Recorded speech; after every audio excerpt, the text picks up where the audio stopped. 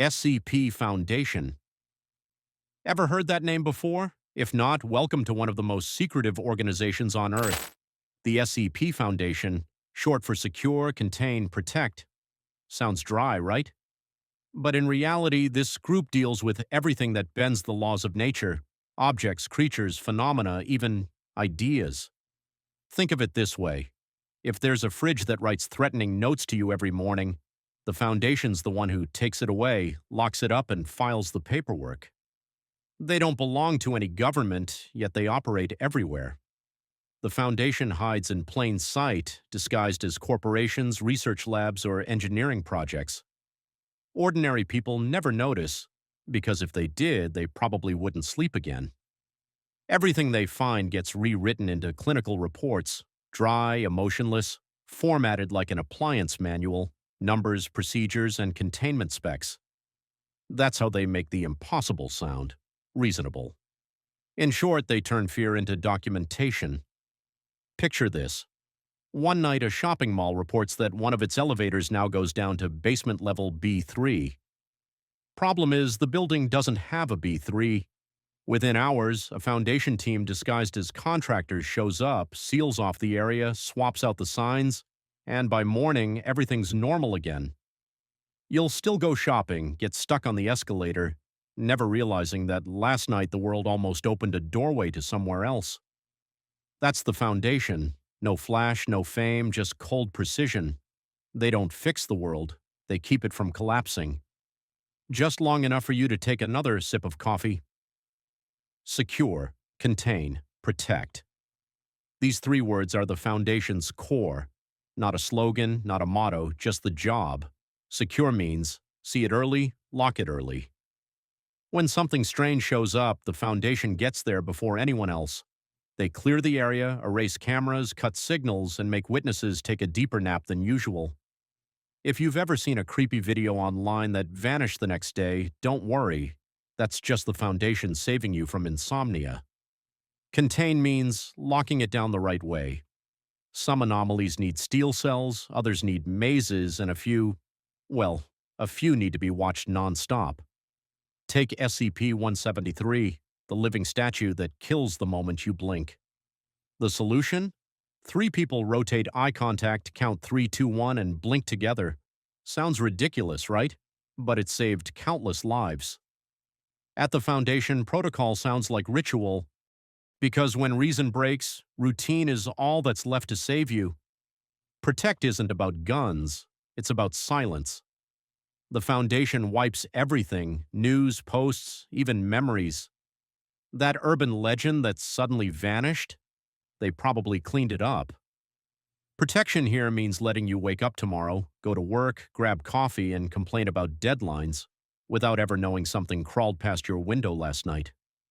No one in the Foundation shouts, "Long live the hero," just the sound of typing, locks clicking, and one quiet belief: if the world still feels boring, we've done our job. Anomalies and SCP files. Anomalies sounds cool, right? In truth, it just means anything that makes the world wrong. A cat that speaks English, a room where time runs backward, or an idea that spreads through dreams. If you think that only happens in movies, the Foundation's already filing it into a Word document. Every anomaly gets its own SCP file, a number, a description, and its special containment procedures, the exact method to keep it contained. Reading one feels like flipping through a survival guide written for nightmares. No poetry, no flair, just do not look, do not touch, do not speak. If the anomaly reacts to sound, the file specifies the decibel limit, wall thickness, and who's authorized to enter. The most famous example, SCP-3008, the Infinite IKEA. From the outside, it's a furniture store. Inside, it's a universe with no exit. The employees only appear after closing hours, politely saying things like, "Dear customer, please exit the showroom." The Foundation doesn't ask why it exists. They just note how to survive, build camps on high shelves, mark paths with cords, and never respond when you hear the PA system call your name. Or SCP-096, the Shy Guy. The moment anyone sees its face, even in a photo, it hunts them down and kills them.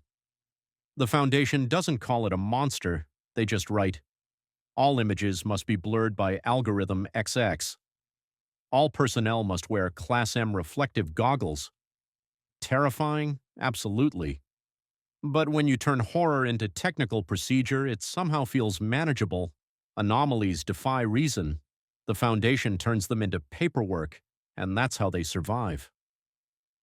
Classification system. With thousands of anomalies on record, the Foundation needs a tagging system, basically a scale from "we got this" to "we're doomed." Object class indicates how hard it is to contain. Safe, easy to manage. Example, a lamp.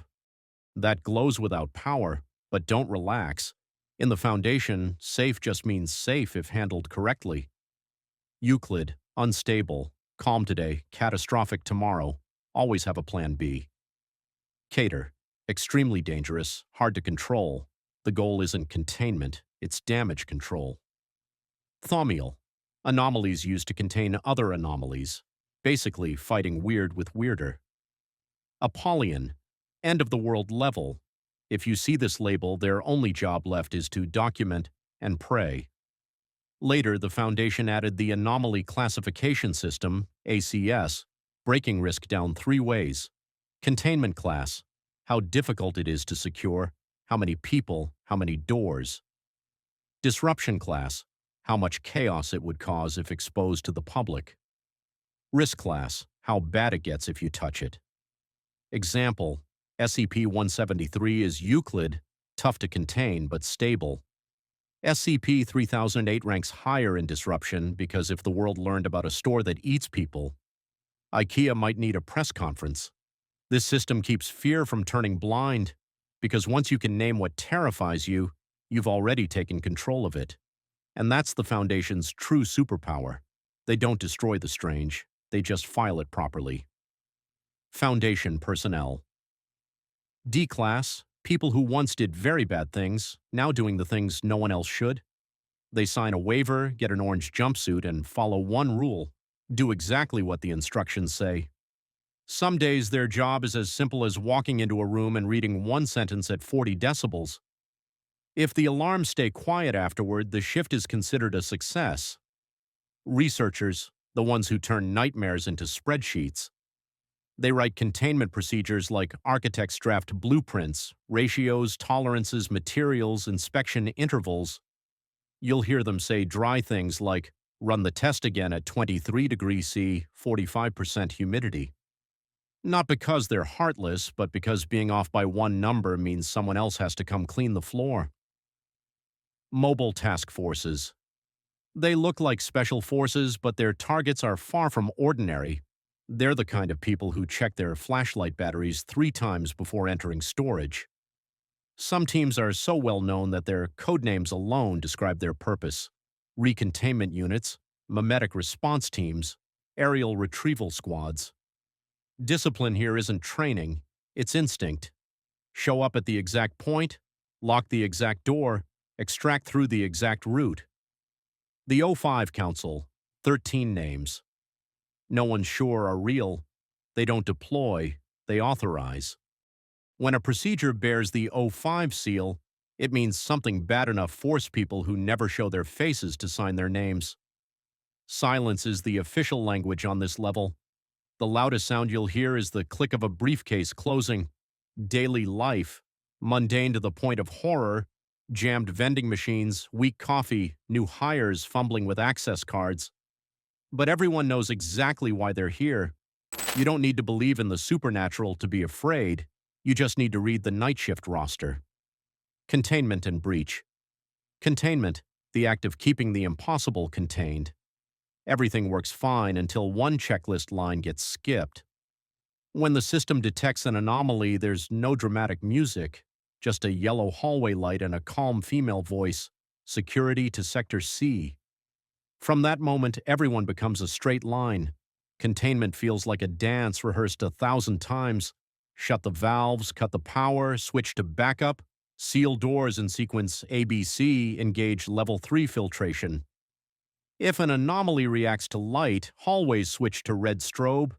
If it reacts to sound, the building goes mute for 60 seconds while specialists trace its location. You might see an entire wall of control panels just to make sure one door closes at the right angle and speed. Breach, the moment containment fails.